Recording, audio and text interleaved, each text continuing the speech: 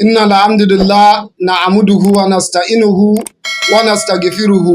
ونعوذ بالله من شرور أنفسنا ومن سيئات أعمالنا من يهد الله فلا مضل له ومن يضلل فلا هادي له وأشهد أن لا إله إلا الله وحده لا شريك له وأشهد أن محمدا عبده ورسوله أما بعد السلام عليكم ورحمة الله وبركاته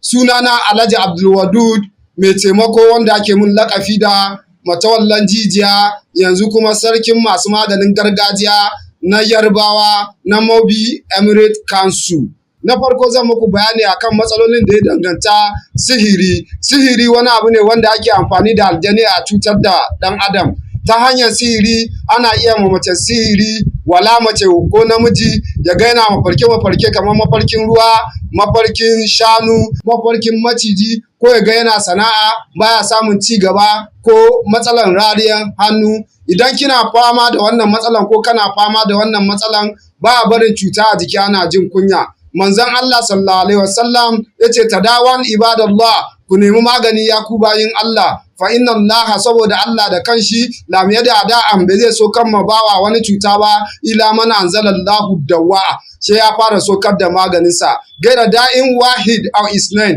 abin da ba yi da magani abu ɗaya ne zuwa abu biyu, wahiya al-maut aw al-aram, shine sufa ko mutuwa. Ina kiran zaurawanmu da budurwaninmu wanda sun daɗe a gidan